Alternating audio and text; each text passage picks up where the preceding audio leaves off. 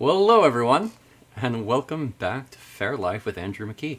Hey everyone! Oh, well, already people are watching. Hello, Janine and Jan and Kat and Kurt. Wow, yeah, and Greg. Hey, great to see you. Yeah, it has been an eventful week for me because, well, I've been getting ready to go to the Louisiana Ren Fair. I will be performing there next week, and so, yeah, just wow, less than a week. This is going to be coming up. A lot of fun, a lot of fun. And hey, Gwendolyn, and hey, Drew. So great to see you all.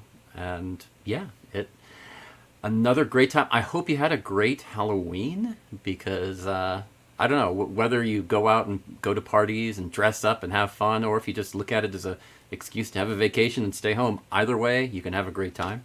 So I hope you did, because well, it's a good time to have fun. Because it doesn't usually fall on a weekend, so that's kind of nice. It does have that extra fun time, especially for kids. When you go out on the weekend, it makes it a lot easier. A lot easier. Aw, and Janine, sorry. You had a bad exam Halloween. That is never fun. It's supposed to be a fun day, so pretty much any excuse you can have to relax and take time off is a good thing, or have a party or something. So the fact that you had to work, it happens. I mean, as a musician, I totally understand, because a lot of the time as a musician, most of the major holidays, you're technically working. You're playing music, New Year's kind of thing, you normally have gigs. St. Patrick's Day, normally have gigs. Yeah, that kind of thing. You normally are working on holidays, and holiday weekends, well, yeah, you're normally at a fair doing something or something like that. So, and Jan, nice turnout of kids. That is great to hear. I kind of was wondering about that. I figured that, COVID is sort of winding down. I still hate to be too optimistic about that yet, because, well, I've learned to be paranoid during this. But, yeah, I mean, I figured it would be, after last year, it would be a much bigger thing. So, glad they had some fun.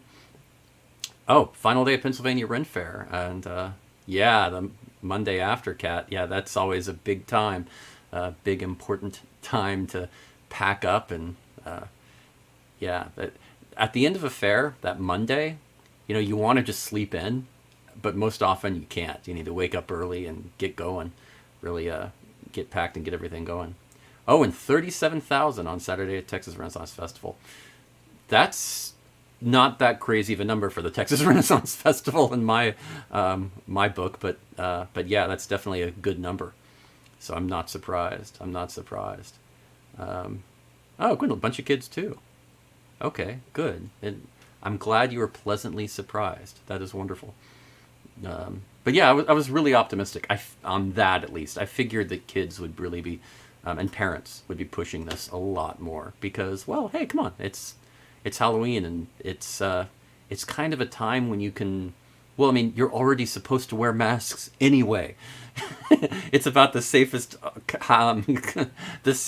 holiday you can really get when it comes to this sort of thing for COVID. So yeah, I mean, I figured it'd probably be pretty popular. Okay, nice. Good to have the mask options to match costumes. I mean, yeah, that is one thing. It's more fashionable now to wear masks than ever, at least in my lifetime. So it's kind of interesting. I remember the first time I had to wear a mask for, when the whole COVID thing started, and I went to go get gas, and it was like, I really feel like I'm about to rob the place. This is so strange. It was a odd feeling. Now, I kind of like it, honestly. Has a certain anonymity that I appreciate. But yeah, now I do want to go ahead and wish everybody a happy, well, for one of my favorite holidays, that is today, because I want to wish you all a happy one. So, happy Cheap Candy Day. Happy Cheap Candy Day. Come on, everybody. This is one of my favorites. It's Cheap Candy Day 3. Because, yes, the first one being the day after Valentine's Day, the second one being the day after Easter, and the third one the day after Halloween. Because, yeah, it's a great, cheap candy day. I know that everybody's probably a little worried about cheap candy day this year because of the lack of, sugar it's not been as plentiful as it had been. It's been rationed a little bit because of shortages, with transportation and all of that kind of thing. So there was a little worry about not as much candy as had been in the past. But you're right, Katsurita. I was about to say that there were lots of stores that were out of candy by Halloween morning, and it is true. Now, that doesn't mean that they're out of everything, because there's certainly more. There's popular candy, and there's the generic or not so popular. Bubblegum tends to stick around a lot more than other stuff too.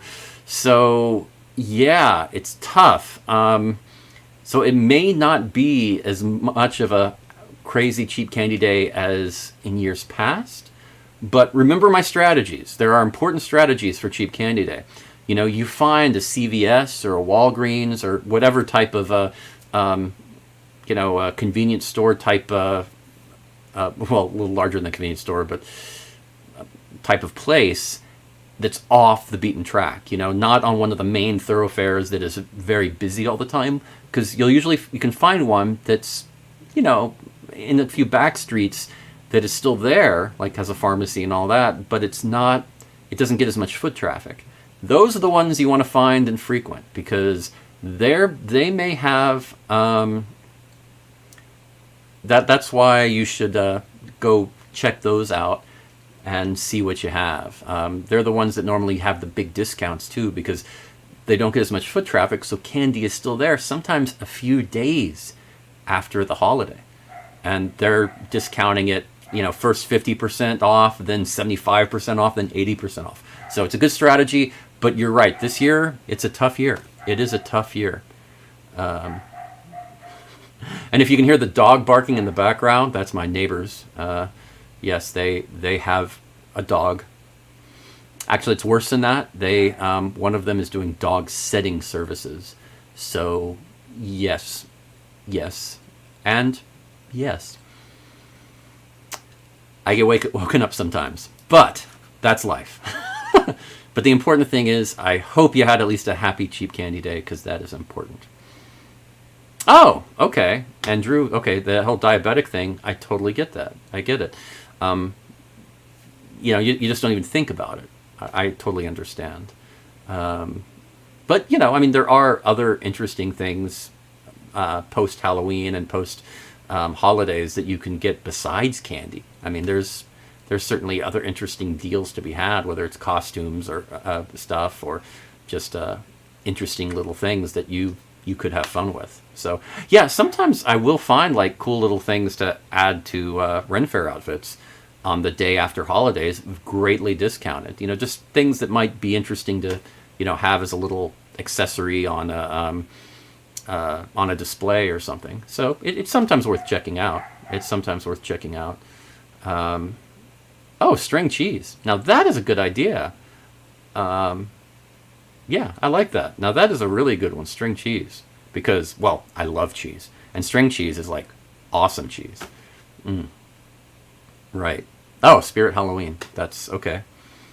Fun to hit the day after. Yeah, a lot of different stores. You can check that out and see. But yeah. So I hope you had a good cheap candy day. So yeah, always good. Always good. Now, I was trying to think a little bit about Halloween and, just sort of what what it kind of means and a little bit of history of it. And of course, I'm sure all of us know at least a little bit of the history of it. But I was surprised by how much of the influence on Halloween was from the Irish or Scottish. Celtic influence was very strong. At least a lot of the practices that we do now, with the trick-or-treating and all of that, it was a very heavily an Irish-Scottish influence, which is kind of interesting. And the whole trick-or-treating craze started, around 100 years ago. That was in the U.S. That was sort of where that started, and it was kind of interesting.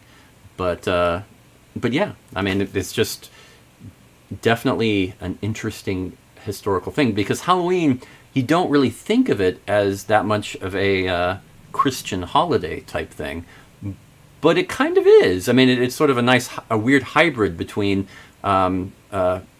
Christian holiday, pagan holiday, one of those mixes that are very popular on the holiday list.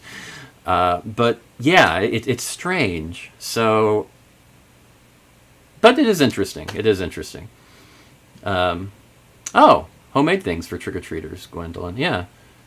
Yeah. I get what you're saying. It's not as okay now. Right. Right.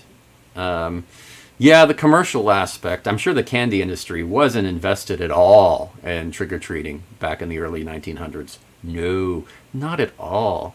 And it considering the huge upswing of the candy industry in the U.S. at around the same time, just a coincidence, right?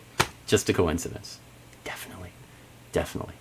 So when I was researching this, I also went over and looked. Oh, hello. Hey, Alicia and Bethany and Damaris. So, yes.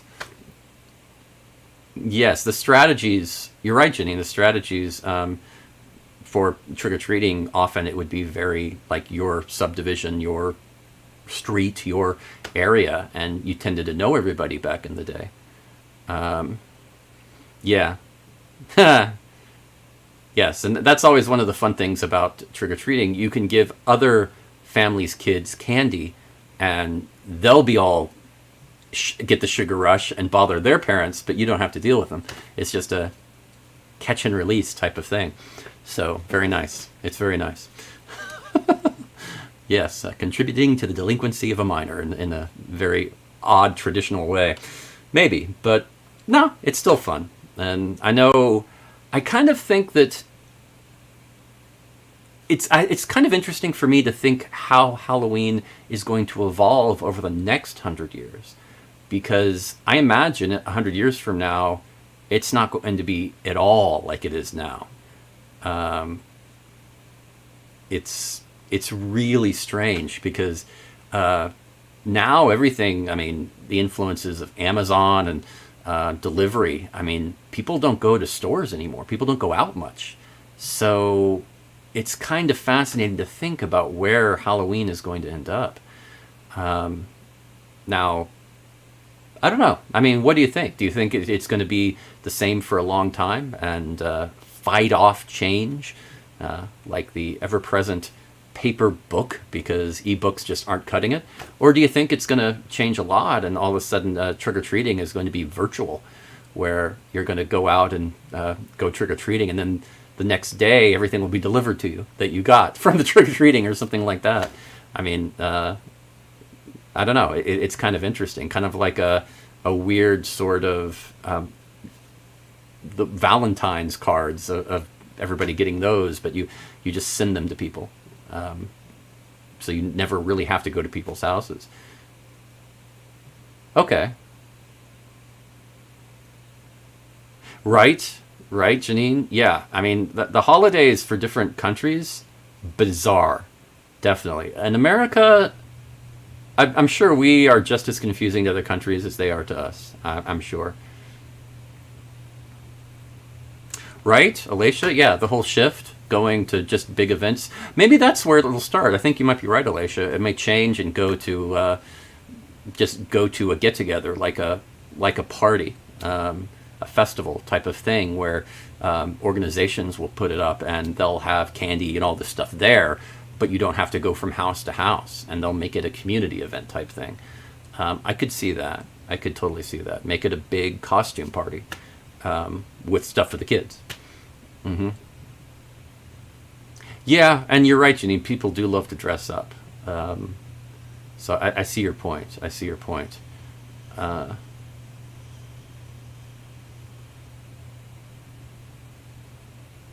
right. Right. Yeah, the costume, the decorations outside of people's houses, I have noticed some of those over the last few weeks have been quite impressive this year, more than usual, at least in my area. People have been going all out. Oh, yeah, there was a house fairly close to me that They had this huge inflatable Beetlejuice sand snake that was going like, if you've ever seen the movie Beetlejuice, or God help us all, the cartoon, yeah, it was those sand snakes that it was huge. Like, I think it was probably around 12 feet tall and very long. I mean, it was taking up a huge section of their house and the yard. That was kind of interesting. Oh, and Damaris, you decorated your booth. Yeah, and that's another interesting thing. That is definitely an interesting thing, because at Ren Fair, especially when Halloween falls on a weekend, yeah, you start really decorating. There's a weird crossover where normally holidays like that they're not as direct at a Ren Fair. Like a lot of the major holidays, you don't kind of jump on. I mean, Easter sometimes, I guess, and yeah, you don't really go crazy with them. But Halloween it lends itself so well to Ren Fair because of the costumes and the sweets and treats and all that kind of thing. Very, very interesting. Nice. And Kathy, you're right. Not everybody has a computer to be online, but I'm kind of thinking in 10, 20 years, even that's going to be, I think it's going to be very, very rare, because I hate to say it, and it bothers me, but I think we're heading towards a cashless society pretty soon. I despise Bitcoins and cryptocurrencies, mainly because of the ecological ramifications of all of the electricity used in mining them. I cannot stand that. And the fact that it's pretty much just a Ponzi scheme. I mean, it is. So, not a fan, but it is kind of ushering in those times of a cashless society, and that's going to require everybody to have a computer. And let's be honest, these days, I mean, a cell phone is a computer. I mean, it is a computer. So you've got... If you have a cell phone, you have a computer these days. Right, Janine. Technically, I looked this up.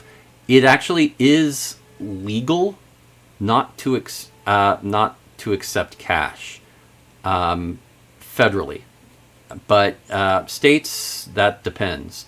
It's a weird choice of words, and it depends on how you read it. But my understanding is that, yeah, I always thought that was illegal too, because legal tender, but you can choose.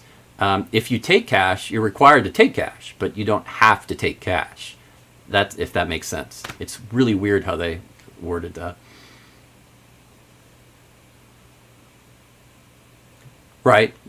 I mean, it certainly takes away the paranoia, Chris. Yeah, but the whole issue is, community. I mean, we're becoming more and more of a remote society where nobody ever is in the same room with anyone else, at least rarely. And while there certainly are some benefits to that sometimes, especially with some jobs, not having to have your boss look over your shoulder all day, I get that. It's still a problem. I remember once, recently I came across, this is actually a couple of years ago now, but this person did this art project where they discovered that at the Apple Store, Mac Store really, you could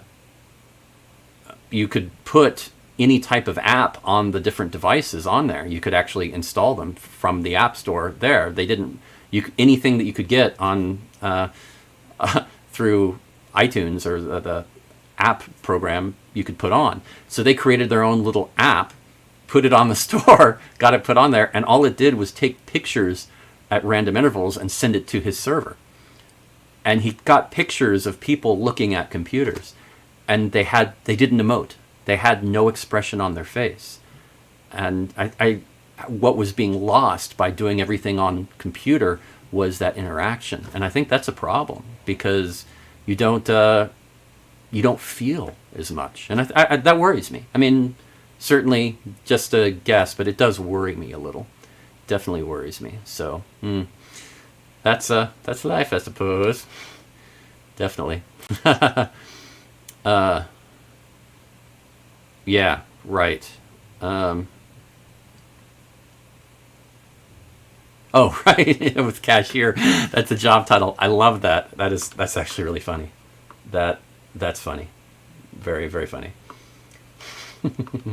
Oh man. Okay. Okay. Whew. Well. Okay.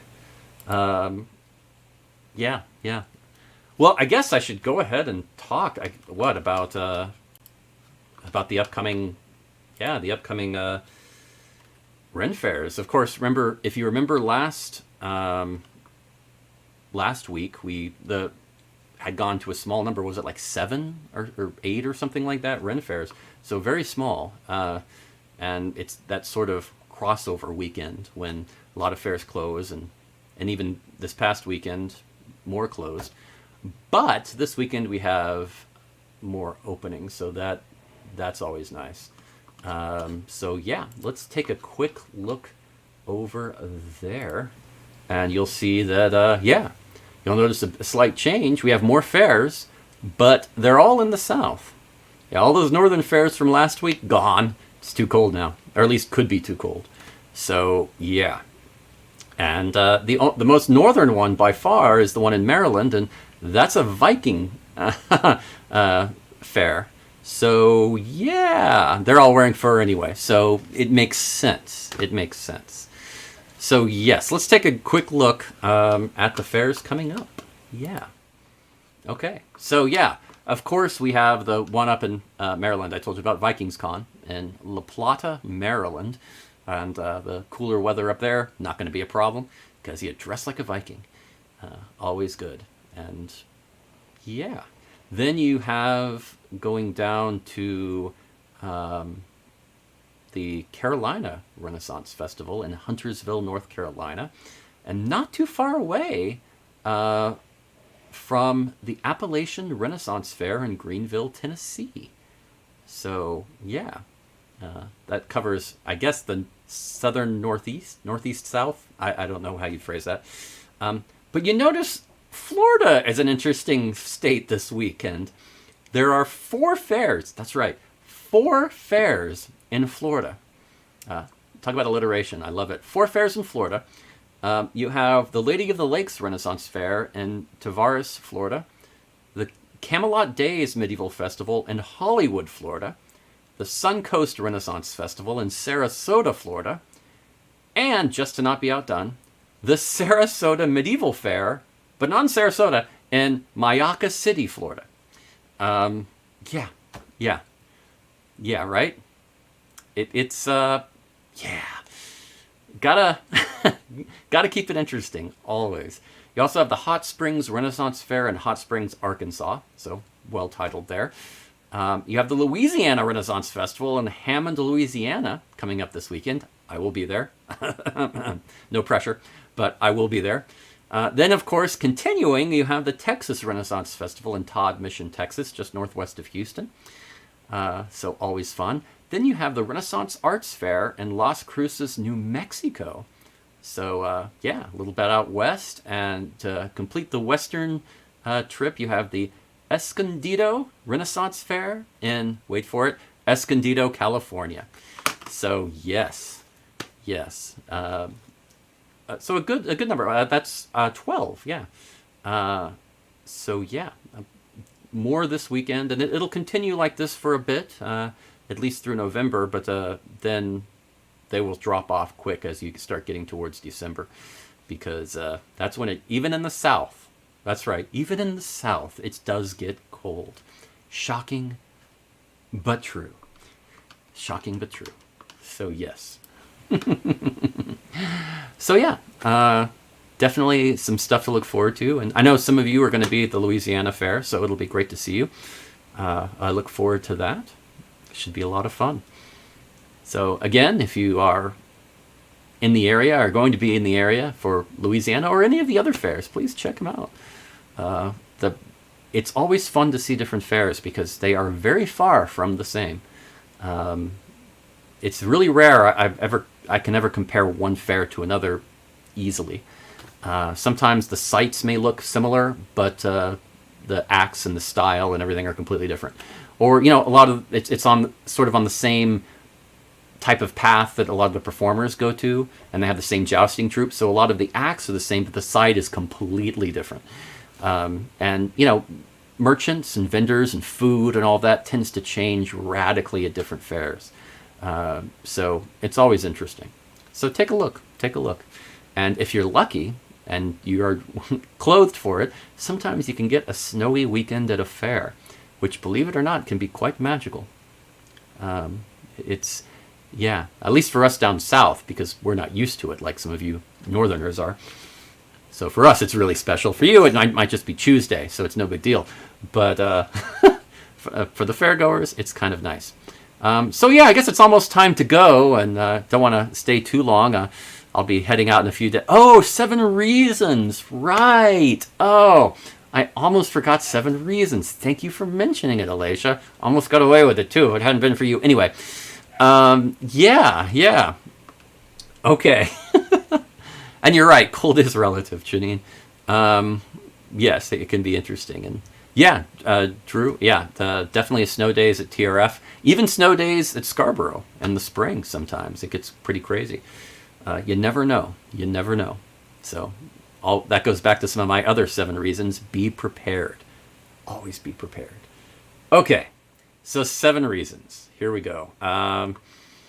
So I thought long and hard about this 7 reasons. Okay, no, actually, I just came up with it. But it was so obvious and easy. Alicia and I pretty much had this written in like 2 seconds. And I had to actually scale it back because there were like 10 or 15 different answers to this one. It's pretty easy. 7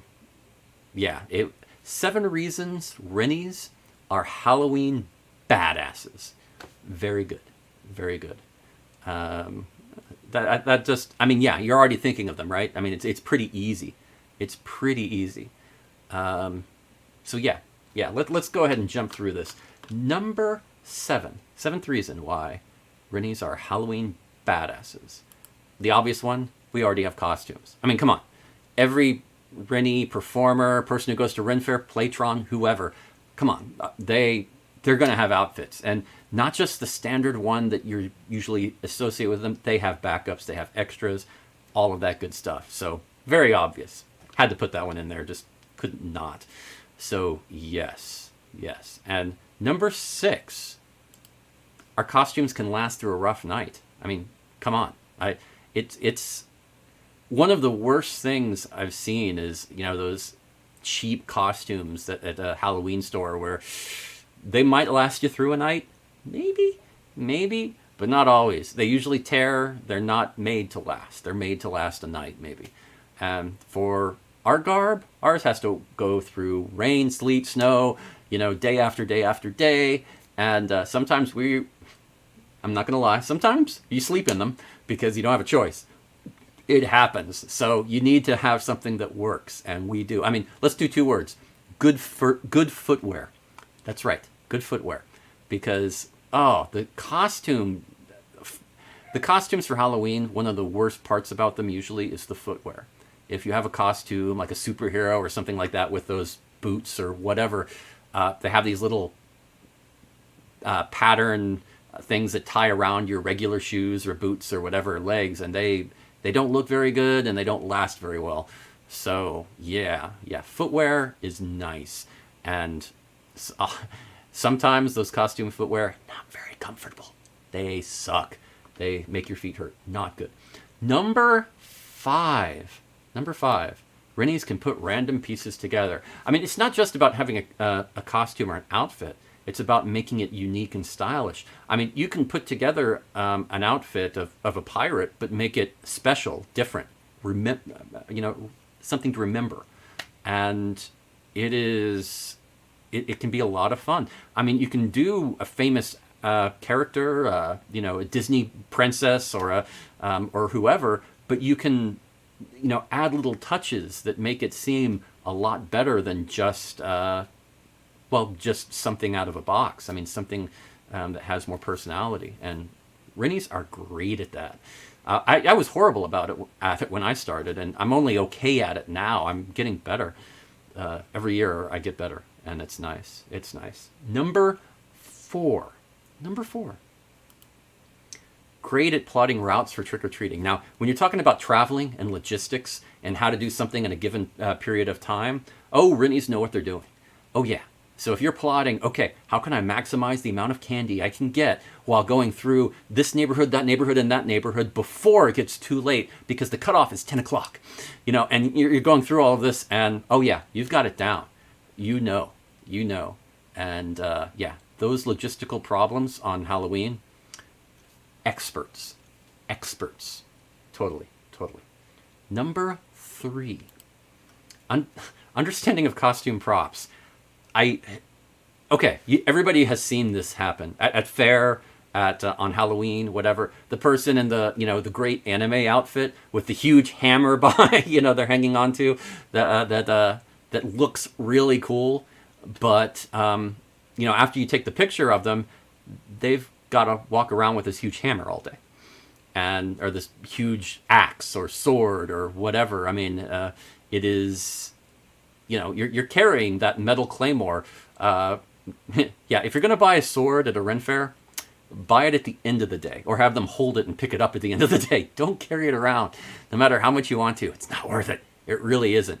Yeah, maybe later set it up with a good pack to hold it and have it work with your outfit. But no, if you're lugging that around all day, it gets old. I mean, yeah, unless that's a main part of your character, it's not worth it. Go with something else. Okay, you're going to a Halloween party and you have this huge cumbersome outfit. You can barely get through the door. You think you're going to have a great time hanging out and talking with your friends. They barely can get close to you to hear over the loud music anything you say. It's not a good thing. So Rinnies, they know about that. They think about that ahead of time, and they know what they're doing. Number 2, we won't eat all the candy in one night. No, we won't, because we're hoarders. We think long term about things. We never know. Our jobs are all segmented. You never know when you're going to be like, oh gosh, I'm so broke right now, I can't even afford a sandwich. Oh wait, I still have some candy from last Halloween. I mean, that's how we think. You've got to think ahead. So we store some of that. You eat a little bit, have some fun, keep it, spread it around. Or even better, we'll share. And with our friends and do that. It's one of the great things about being a Rennie or staying on site is the community. And everybody pulls resources a lot. So that's fun too. That is fun too. True. I'm not a hoarder. You're a hoarder. Oh yeah. I mean, the thing is, with food, yeah, you tend to be. Number one, I really, this one was just obvious, and I had to include this one. Rennies know our neighbors. Unlike modern society where people don't even know their neighbors, Rennies know everyone. I mean, they know who's on the other side of them very well, and everybody around. I mean, it's a very tight-knit community where, in cities, you don't even know who you live next to. Not at all. In apartment buildings, oh gosh, no, yeah, you just know that the loud person above you, and the couple who fight in the room next to yours, that are loud sometimes, but you don't know their names. I mean, it's just, now it's not always true, but it seems to be usually true these days. Where back in my parents' time, you knew everybody. So I don't know. It's a strange phenomenon about closing ourselves off from society, and that goes along with my whole concern about not trick-or-treating and doing everything remote, because I think it's just going to make it worse for our society. Oh, Jan, I know you do, because, well, yeah, then like I said, you are. I think you're actually around my parents' age, so that you're part of that generation that you did that. And I applaud you for doing that, because not many people do. So nice. Yeah, and then there's a lot of movement now. That's another interesting thing, Janine, because you're right. A lot of people, there's a lot more moving now than there used to be. People would go buy a house and they'd stay there for 20, 30 years, if not more. And now people don't stay in the place for very long, a few years at most. Right? And Jan just said that. Yeah, they stay there for 40 plus years, and that also helps. Yeah, you're the area matron, I guess. I don't know how to phrase it. So yeah, everybody knows you, Jan. So that's how it works. Oh, when the cows get out. Yeah, and that I think that also depends on if you live in the city or not. That's I think in the country, out just outside of the city, it become the farther away from the city you are, the more common it gets to know your neighbors too, because it's necessary. I mean, you're a little more isolated, so it's important to have to know who's around you in case of an emergency, to know the contacts to get that going. So yeah, definitely. Definitely. So anyway, that is the 7 reasons for the day. So now I know that I'm fairly confident that I will have a show next Monday. Fairly confident. I'll have it tested before then. Certainly Thursday, Friday, but Friday I'll probably have tested it fairly well to see how well it's going to work where I'm staying in Louisiana, but it may not work. So bear with me, and I will try. I will try. There's a lot of little things that need to come together to make it work. I think I've got them all ironed out, but there's a few things beyond my control too. So we shall see. I will, if everything works out on Friday, I will put up a post on Monday, midday or something, to say how things are looking, if things are, it looks like it's going to work or not. Worst case, I might not be able to do it that day, and I'll figure it out for the following week. I might have to go drive somewhere in my car and do it like that. I might also just have to lower the bit rate a little bit and go a little more conservative with that. So we will see. But so I might not be as clear as I normally am, because I did so much testing last year to try to make this as perfect a picture as possible. Gosh, I like alliteration tonight. Perfect a picture as possible. Oh well. Well, thank you, Janine. Yes, I've tried. I've learned a lot over the last couple of years on how to do this, and I'm very pleased with the results. But yeah, not many people. I had to tell a few bands and groups how I actually stream at the same time myself to YouTube and Facebook at the same time. I don't use a service. There's a few companies that you can do that with, like Restream is one of them online. You have to get an account with them and do it. I do it myself. I just originally I set up a server which did it for me, and then I found a really good plugin for OBS that does it, and it's a little tricky to set up, but once you do, it works. It works well. So yeah, it will. We shall see what happens, but I'm hopeful. I've worked hard to try to make this work, so I'm going to try. Okay, so definitely look for next week, and I'll have a post on the Life's a Faire page and my page on Facebook to saying whether it's going to happen or not. So again, thanks for joining me on another of our fun Monday evenings, and I hope you had a good Halloween, and I hope you have a great week coming up. And if you can go to a fair this weekend, please do enjoy. And as always, have a fair life.